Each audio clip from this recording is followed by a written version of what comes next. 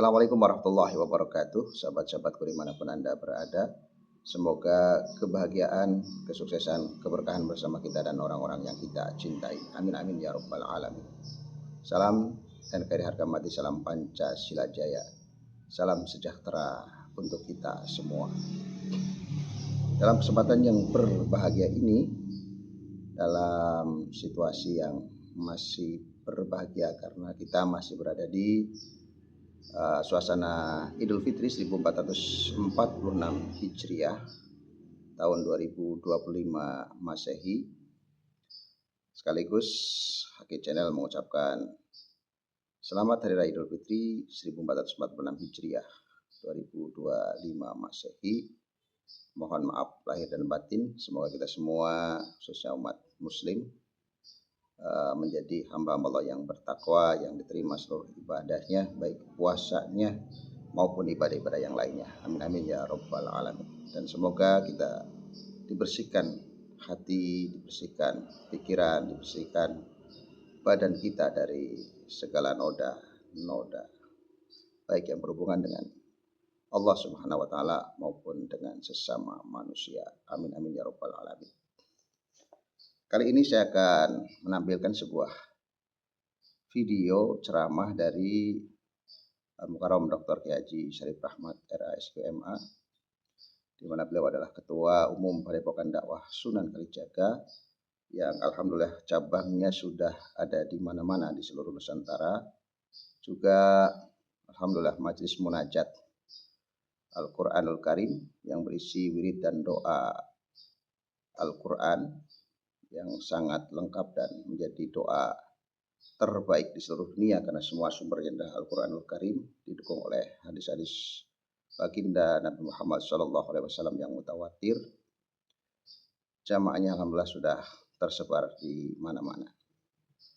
Dan kali ini beliau menyampaikan kajian atau materinya di Masjid Bersejarah, yaitu Masjid Sunda Kelapa, Jakarta, di mana Masjid Sunda Kelapa ini merupakan masjid yang cukup tua dari zaman pra kemerdekaan sampai zaman kemerdekaan yang sampai saat ini masih eksis. Dalam kajian iktikaf tersebut, beliau menyampaikan yang berkaitan dengan ayat-ayat Al-Quran yang kemudian dipadukan dengan situasi terkini, termasuk berkaitan dengan Ba'alawi dan konteks kenegaraan.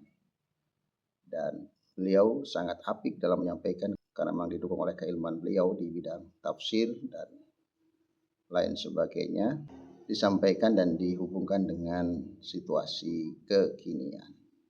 Karena beliau juga adalah dosen tafsir di Perguruan Tinggi Ilmu Al-Quran Jakarta. Nah, seperti apa videonya? Mari kita simak, mari kita dengarkan, dan mari kita ambil ilmu, pelajaran, serta hikmah yang beliau sampaikan. Alhamdulillah, dengan izin Allah pada pagi dini hari ini kita semua kembali dipilihkan tempat oleh Allah Subhanahu wa taala yang oleh Rasulullah dinyatakan sebagai khairu biqa'il ardi, sebaik-baik kawasan di muka bumi, masajiduha adalah masjid-masjidnya. Moga-moga kehadiran kita semua dicatat dan diterima sebagai ibadah di hadapan Allah Subhanahu wa taala. Salawat dan salam kita sanjungkan keharibaan baginda Nabi besar Muhammad sallallahu alaihi wasallam beserta segenap keluarga dan sahabatnya, juga tercurah pada kita semua selaku umatnya yang selalu berusaha dan berupaya untuk berjalan sejalan dengan sunnah-sunnahnya.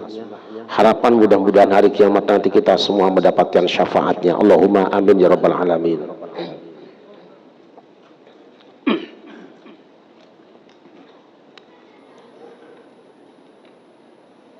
Satu hari Allah mengumumkan kepada seluruh malaikatnya bahwa Dia akan menciptakan makhluk baru yang bertubuh kasar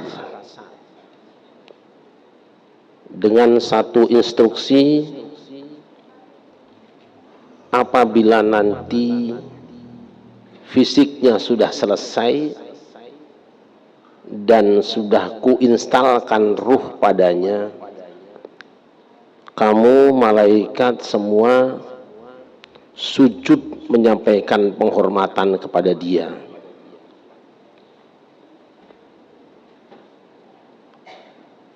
Lalu malaikat tidak sempat berpikir, tidak merasa perlu menganalisa, karena ini dawuhnya Gusti Allah. Ketika selesai Adam diciptakan, fasajadal malaikatu kulluhum, semua malaikat bersujud menghormati Adam, illa iblis, kecuali iblis. Allah bertanya, wahai iblis, mengapa kamu tidak ikut bersujud kepada Adam ketika aku perintahkan kepada kamu semua menghormati dia? Iblis tidak menyebut nama Allah. Dia meluncurkan kalimat dari lisannya sendiri, ana khairun minhu, karena aku lebih baik dari dia itu. Statement ana khairun minhu yang mencanangkannya adalah iblis. Tetapi ana khairun minhu sering juga muncul di anak keturunan Adam, terutama musim pilkada dan pilpres. Kenapa kamu merasa lebih baik dari Adam? Khalaqtani min narin wa khalaqtahu min tin. Sebab engkau telah menciptakan aku dari api, sedangkan si Adam itu kau ciptakan dari tanah. Masih punya alasan gitu. Rupanya iblis ini menjadi tokoh pertama yang pamer silsilah keturunan, merasa lebih baik dari yang lain karena faktor nasab. Jadi tokoh nasab pertama itu adalah iblis. Tetapi karena iblis memang sudah punya komitmen untuk merusak umat manusia, belakangan perilaku iblis ini banyak dicontoh oleh orang yang sibuk nyusun silsilah. Allah tidak mau panjang-panjang, fakhruj minha fa innaka rajim.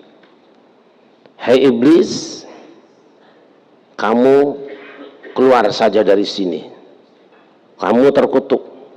Wa inna 'alaikal la'nata ila yaumiddin, dan kamu dikutuk sampai hari kiamat nanti. Hamba-hamba Allah yang dimuliakan, akhirnya iblis diusir dari surga itu. Tidak tahu apakah dia ke negara mana. Cuma nanti ada keterangan bahwa yang namanya surga tempat tinggal Adam itu Jannatu Adnin. Adnin itu Eden. Jadi surga tempat tinggal Adam itu sebetulnya di bumi, di kota Eden, Yaman gitu. Nah, kita tidak tahu kalau Adam berada di Yaman, di Eden, iblis keluarnya Yaman yang mana? Apakah keluar ke Amerika atau masih di Yaman juga tapi sebelah utara atau selatan, yang penting memang jannahnya Adam itu Eden itu di Yaman. Dah keluar, tinggal hari pelantikan Adam dan Hawa. Bebas memenangkan percaturan di Al-Jannah, kemudian Adam dan Hawa dilantik sebagai presiden dan wakil presiden surga. Dalam pelantikan itu Allah memberikan kata sambutan. Ini supaya bahasanya gampang nih aja. Kan nggak pantas masuk Allah kata sambutan. Wa qulna ya Adam uskun anta wa zawjuka al-jannata wa kula minha ragadan haythu syi'tuma wa la taqraba hadhihi asy-syajarata fatakuna min adh-dhalimin. Kami katakan, hai Adam, tinggallah kamu dan istrimu di dalam surga ini. Silahkan kalian makan apa yang kalian suka dari semua anugerah yang ada di dalamnya, tapi satu pohon ini jangankan kamu makan, dekat pun jangan. Sebab nanti kalau kamu sampai dekat dan pada akhirnya ikut menikmati, maka kamu akan termasuk orang zalim. Dah, pengantin baru nih enak banget. Kebun luas, rumah megah, sandangan mewah, rezeki mambrah-mambrah, bumi subur sarwati nandur, gemah ripah loh jinawi, ayam tentrem kertora harjo, lubak libuk loba leboken, bruk dijuru brok dipantok ngelayah di tengah imah, gitu kira-kira. Pesan cuma dua. Satu, walaupun pohon ini masih berada di kawasanmu, jangan kamu deketi, apalagi kamu pagar. Jangan. Kalau kamu pagarin, jangan, itu bukan punya kamu. Yang kedua, inna hadza aduwwun laka wa li zawjika fala yukhrijannakuma minal jannati fatashqa. Si iblis ini adalah rivalmu, musuhmu dan musuh istrimu. Jika satu saat dia kesini, jangan kau terima, jangan kau dengarkan ucapannya, nanti kamu celaka. Ayem. Tahu-tahu iblis sudah berubah jadi setan. S2. Rupanya mungkin dalam pengusirannya itu dia menempatkan diri kuliah di sana. Tadinya iblis, sekarang jadi setan. Maka di ayat fawaswasalahuma syaiton, bukan iblis lagi. Dia datang silaturahim kepada Adam dan Hawa. Memang setan juga paling rajin silaturahim. Tidak ada makhluk di dunia ini yang lebih rajin daripada setan silaturahimnya. Terutama musim pilkada. Yang tidak pernah ke masjid, mendadak. Yang tidak pernah itikaf, paling depan duduknya. Setan ini kemudian mengajak diskusi, judulnya diskusi wahyu Allah. Kurang apa itu? Kajian tafsir. Lah, ayat yang dibaca oleh setan sama dengan ayat yang dibaca oleh Adam. Yang membedakan, Adam itu sanadnya muttasil, memang dia yang terima dari Allah, sedangkan setan itu tafsirnya ngarang sendiri. Dan tafsirnya itu tafsir kepentingan politik. Adam tidak sadar. Apapun tafsir yang disampaikan oleh setan sebagai lawan politik, pasti demi menjatuhkan Adam dan wapresnya. Pasti itu. Nah, sayangnya iblis ini menyatakan diri sebagai penasehat Dewan Pertimbangan Presiden. Nah, kira-kira begitu sekarang. Ini kata dia sendiri. Wa qasamahuma inni lakuma laminan nasihin. Iblis bersumpah, setan bersumpah, aku penasehat kamu kok. Lah kok yo Adam setuju gitu loh. Orang kayak gini kok jadi penasehat. Apa katanya? Man hakuma rabbukum an al-syajarati illa an takuna malakaini aw takuna min al-khalidin. Tuhanmu melarang kamu berdua makan buah ini, mendekati pohon ini, bukan apa-apa. Justru kalau kamu makan buah ini, kamu akan menjadi malaikat naik tingkat, dan kamu akan minal khalidin, akan tetap berada di jabatanmu, tidak ada impeachment, tidak ada interpelasi, tidak ada pemakzulan. Makan aja. Mumpung kamu kuasa di sini, buat ke SK tanah, pokoknya sakarep-karepe, mau bantaran kali kayak buat aja itu sertifikatnya, bebas kok. Mau magerin lautan bebas kok. Itu bisikan setan itu ya. Lah karena setan ini sumpah, Adam dan Hawa goncang, dan akhirnya percaya. Karena apa? Dia kan teman lama walaupun lawan politik gitu loh. Kan dia sudah selesai menjalani hukuman, sekarang sudah kembali ke jalan yang benar. Pikiran Adam begitu. Kenapa? Tidak mungkin ada orang yang sumpah bawa-bawa nama Allah itu bohong.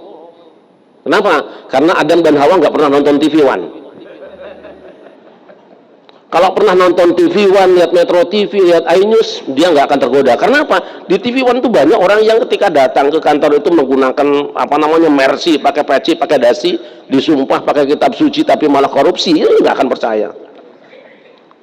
Akhirnya Adam jatuh dengan 3 kerugian. Cuma 1 kali pengajian dengan ustadz yang kurang ajar ini. 1 kali ngaji itu. Ruginya 3. Yang pertama, badat lahuma sawatuhuma. Krisis sandang, telanjang bulat. Kalau sekarang mungkin dicopot jabatannya lah, kira-kira begitu. Gak boleh pakai seragam lagi, wong bunuh orang kok. Yang kedua, balakum fil ardi mustaqarrun wa mata'un ilahin. Rekoso kalau selama ini kamu ingin makan, ingin menikmati, tinggal nunggu, tinggal pencet datang COD selama ini. Tapi hari ini kalau kamu ingin makan harus capek, harus berkeringat. Krisis pangan. Yang ketiga, desintegrasi rumah tangga. Dipecah oleh setan antara Adam dengan wapresnya. Hati-hati. Salah satu usaha untuk menghancurkan sebuah negara biasanya apa? Bagaimana dipecah antara presiden dengan wapresnya. Kalau sudah pecah, dia akan masuk. Kita nggak ngomongin negara mana-mana ya, Adam dan Hawa. Segala cara. Krisis. Untung tidak terjadi desintegrasi bangsa. Apa yang dilakukan Adam? Dalam kesulitan yang sangat, dalam krisis ekonomi, berantakan rumah tangga, Adam tidak bisa melakukan apa-apa kecuali menunggu petunjuk Allah, dan Allah ijazahkan. Fatalaqa Adamu rabbihi kalimatin fataba alaihi innahu huwat tawwabur rahim. Lalu Adam mendapat ijazah langsung dari Allah. Dikirim ilmu langsung dari Allah, dan kamu baca wirid ini. Nah, ini. Zikir ini yang kamu baca, doa ini yang kamu baca.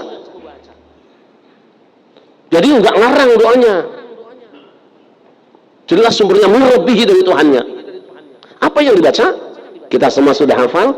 Dan malam ini bagi hamba-hamba Allah yang ingin bebas dari krisis ekonomi, bebas dari berantakan rumah tangga, dan kita mendoakan negeri ini kuat, baca ini. Rabbana zalamna anfusana wa illam taghfir lana wa tarhamna lanakunanna minal khasirin. Ini obat anti miskin.